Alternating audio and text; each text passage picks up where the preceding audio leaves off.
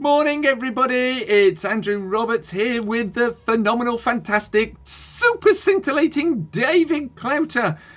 And Ahoy there! and in our lockdown period, we've decided to go on a little bit of a cruise. Hope you enjoyed cruising with us this week. And before we go further, David was talking about hold and do nothing as our last strategy. Now, we've had quite a few messages in. And David, would you like to explain why we've had some messages in?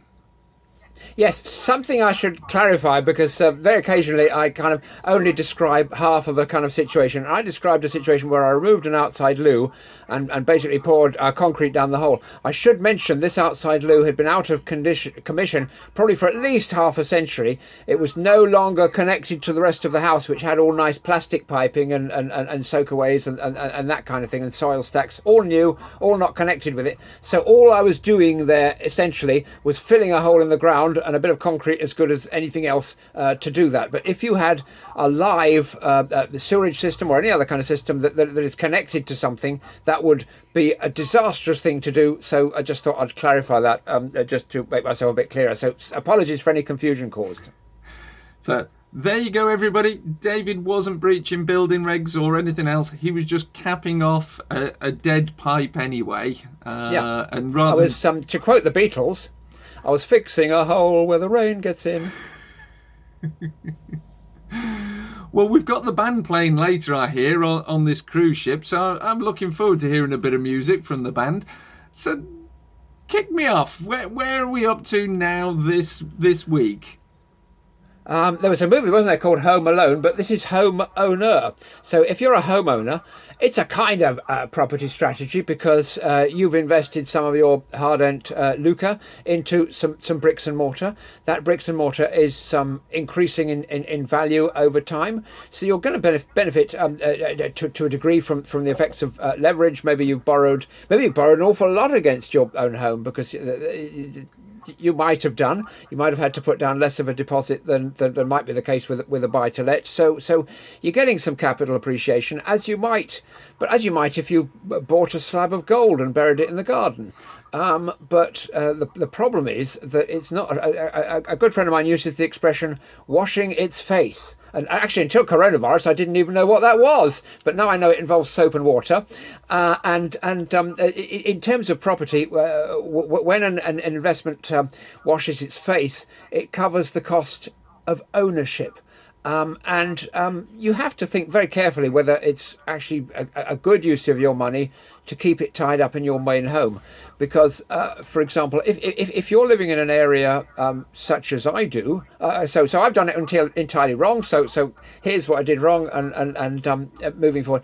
If you're living in an area where these properties are very, very expensive, and where the yield from a property might be sort of 1%, you might feel that it's better to actually rent your own home and put that money to work in a property business, possibly in another part of the country, I would say, where the yields can skyrocket. And so I think that's very worth considering. Traditionally, as a nation, we are a nation of homeowners. There's this idea that the Englishman's or woman's home is his or her castle. That's obviously no longer the case because now we've got a lot of agencies can sort of come into your home without asking really and check things and do stuff, and so that's very 20th century as a concept. But the concept of home ownership, which isn't so much in a lot of other countries in mainland Europe, a lot of people rent, don't they? So kind of, I wouldn't knock the idea, and you could do a 20-year plan where you with a spreadsheet. If you messaged in, I could even help to write you one. So hold me to that because I love writing spreadsheets. Any excuse. I mean, I'll only write one if somebody messages in, but then I'll share it with everybody who messages in. So it's no biggie. But you could look at the 20-year impact of renting versus owning, assuming that the money you were saving was going to be deployed as deposit on buy-to-let properties, which would be yielding some income. So that buy-to-let income could be partly reinvested into the buy-to-let business. Some of it could pay your rent. So I do think that's renting versus owning in terms of main home in the expensive areas is something to think about very seriously. Absolutely, and it's also a very tax efficient strategy as well, because your own home is exempt from capital gains tax. It's called principal private residence relief. Now, there was a tax change this year in the year 2020 where it moved from 18 months down to 9 months, the period of exemption before and after you lived in the property, if you, for argument's sake, rented it out for a little bit of time or moved out early. So it's a very tax efficient strategy. And what you'll often find, and it's very common for builders, you'll notice builders buy a house that's an old wreck. They'll live in it for a period of 9, 12 months, 2 years while they do it up, and then they'll move on to their next project. And it's a way of doing it completely tax free.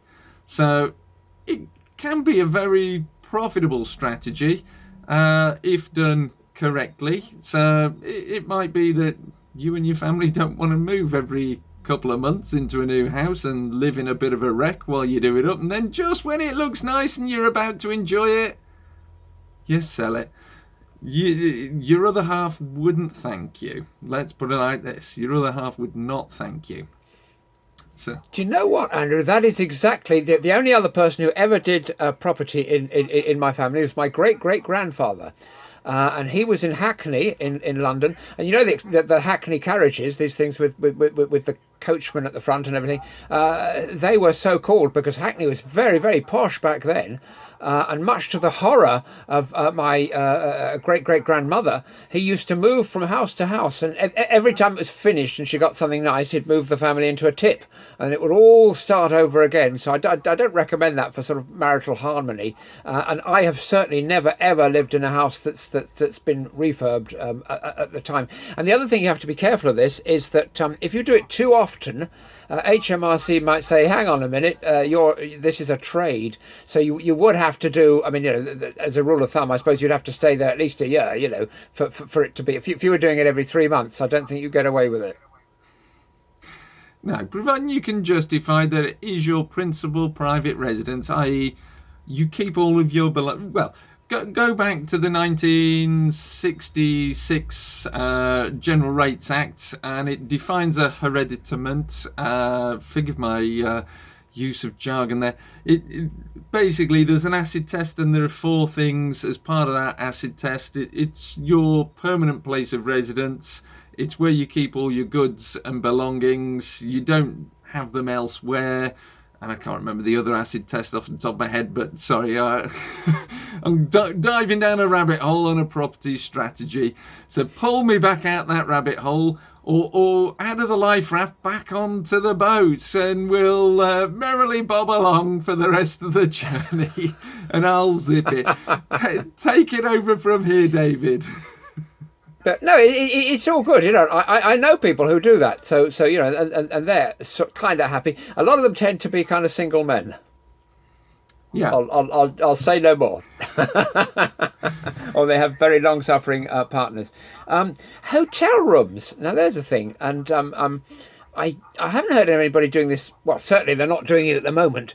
But even so, this was a strategy that I first came across about 10, 15 years ago, where you could actually buy, if you like, into the income stream from a single room in a hotel, and for a certain payment, you would get the net from that room for 10 years, 20 years, or something like that, by sort of tapping into the income stream.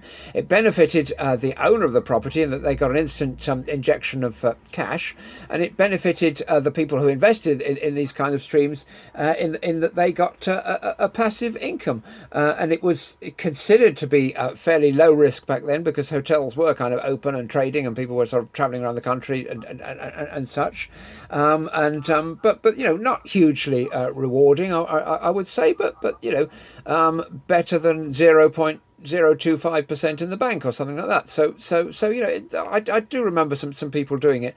I haven't heard much of that strategy lately, so I don't know whether people are even still doing that.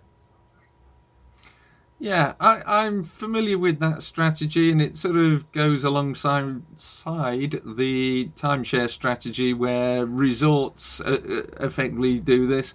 I believe Hilton, Hyatt, Marriott, Holiday Inn groups all have pursued that strategy over time, and it's a way of a lot of these are franchises, and what the hotel groups are doing is they're bringing in your capital to buy the real estate, so they need less money, and they're basically giving you a share of the income. Obviously, what you need to be cognizant of and understand is the sector and the fact that, generally speaking, they only operate at 70% occupancy. And what you need to know is, are customers going to be rotated around the rooms, or are you given a proportionate share of the revenue that comes through the door? How does this work? And read through any contracts carefully. And top and bottom of it is, if you're in a period like 2020, a once in a generation or once in a century pandemic type situation, this year you could write off your income stream from that particular business because you're not going to get any. Who's going to stay in hotels in a lockdown? Well, you can't. And then when we come out of lockdown, do you want to get up close and personal with strangers in a hotel who might be travelling a lot and sharing germs? I think it's a challenging strategy to go through. And, we all say COVID-19 is a once in a century pandemic, but we have swine flu, SARS, and all the other things that go around, and they recommend social distancing at the time of them. Now, they seem to come up almost every 2 years. So be wary of your Yep. income stream. It's not to say, I think this is an important point to stress. Just because the last real big one was 100 years ago, it doesn't mean the next real big one will be 100 years into the future, because as a species now, we're going into places that we haven't been to before. So we're going right into the middle of jungles and things to clear them for soya or something like this. And in the process, we're being exposed to pathogens. The permafrost is melting, so there are things that have been frozen in there for millions of years, which might come out, and we might not have natural immunity to. So kind of as humankind explores all these final frontiers, it may be that there will be more pathogens on the way. The World Health Organization in February, I think it was, of 2018, were classifying all the risks to mankind, like SARS or Ebola and all the known ones. And then they came up with a thing called Disease X, which was a kind of nasty one, a bit like the one that we've got at the moment, only more severe. And they were saying, well, let's be prepared in case something like that happens. My guess is that in 2 or 3 years' time, people will reread that, and they will actually make sure that they follow all the recommendations that the WHO laid down 2.5 years ago. Well, I think we better hope our cruise ship doesn't dock somewhere where there is one of these, and we better get back onto property strategies before that iceberg over there comes and gets us. What? There's a big iceberg over there. It's big. Let's change the subject quickly, because I don't like the sound of that at all. So we're moving on to houseboats, which is a kind of interesting thing, which is kind of related really to our sort of nautical experience today. So we chose wisely in choosing where we're going to be, and I didn't even know that houseboats was coming up next. Here in Cambridge, where I'm based, the house prices are actually so high that a lot of young professionals, like young teachers and this kind of thing, nurses and so forth, they actually live on houseboats moored alongside the river. They pay fees, mooring fees to the council. They have services. They have water and electricity. I'm not sure if they have gas. That'd probably be a bit impractical. But they manage to heat them. So a lot of them have burners where they put wood in and things like that. You can see the smoke rising up from those in the winter.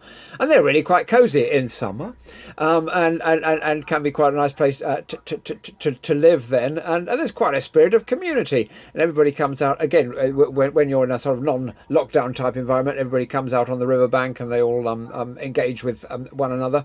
One thing to note with houseboats, as with, for example, property that is just for the over 55s, is that these things are not really mortgageable. So if your houseboat costs you 60 grand, then you're not moving into a 240 grand house. And I think that's possibly something that houseboat owners neglect to think about, perhaps. Maybe it would be to their advantage to do so.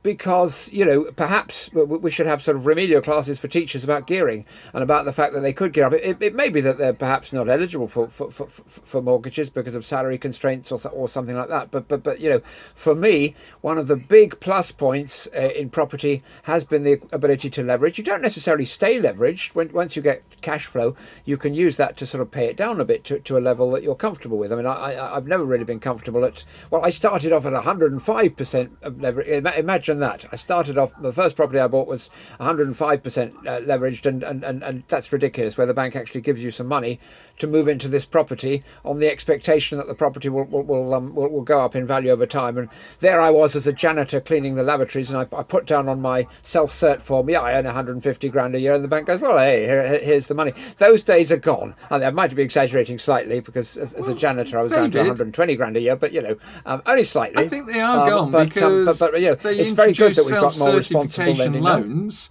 on the bounce back loan scheme, so that they are still there, just in a different guise. And if you also remember, houseboats is a very relevant strategy, and property investors do get involved, because the last great property meet that we recorded, and you can go and watch this in the archives, when we were looking at how coronavirus was affecting the property market and our forecasts going forwards, one of our delegates actually recorded his session directly from his houseboat that he's living on for 12 months as part of his experiment.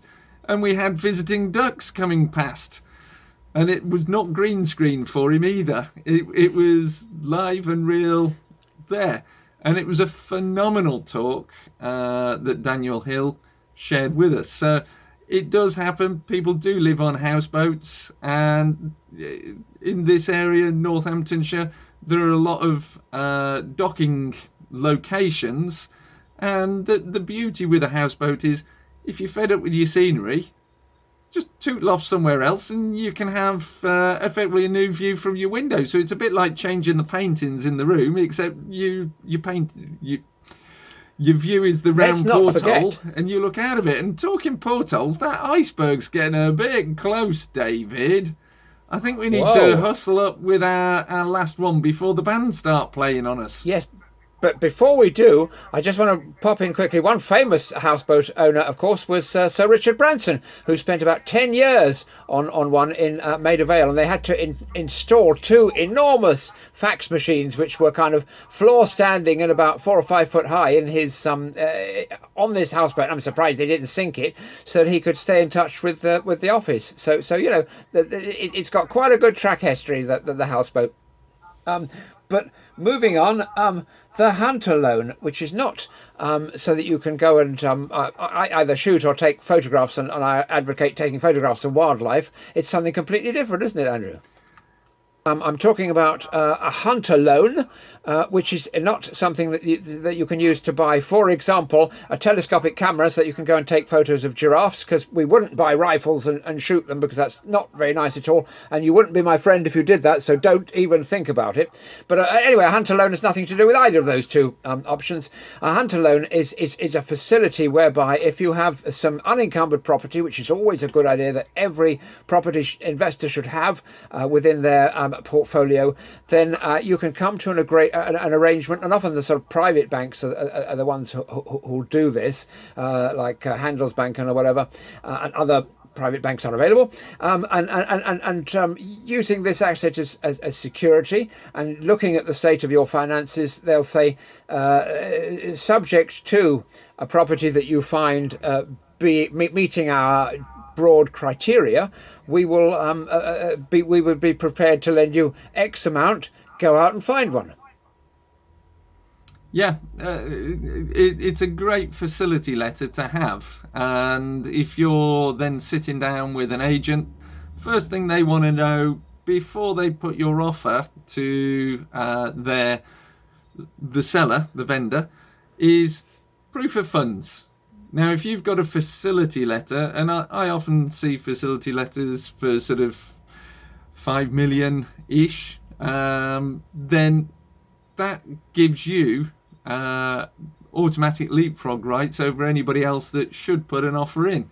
And I use this facility when presenting my offers. I get a few facility letters, I show proof of funds, and it's a really great way of doing it. And a hunt alone is just that. It jumps you the queue and it gives you that advantage, and it puts you there almost as a cash buyer. Absolutely, absolutely, and that just about wraps it, doesn't it? And we're having a lovely time on the old ship here. Yeah. Watch out! I can hear the band playing. I think we've just hit something, David. Oh no! Before we have to swim off this ship, do you want to say goodbye? Yeah, I'm just wondering which one of us is Leonardo and which one of us is Kate. Well, I don't know. I think you're I'll better be looking Kate. than me. So on that note, See you next time, everybody. we'll join you next Help! week. Bye.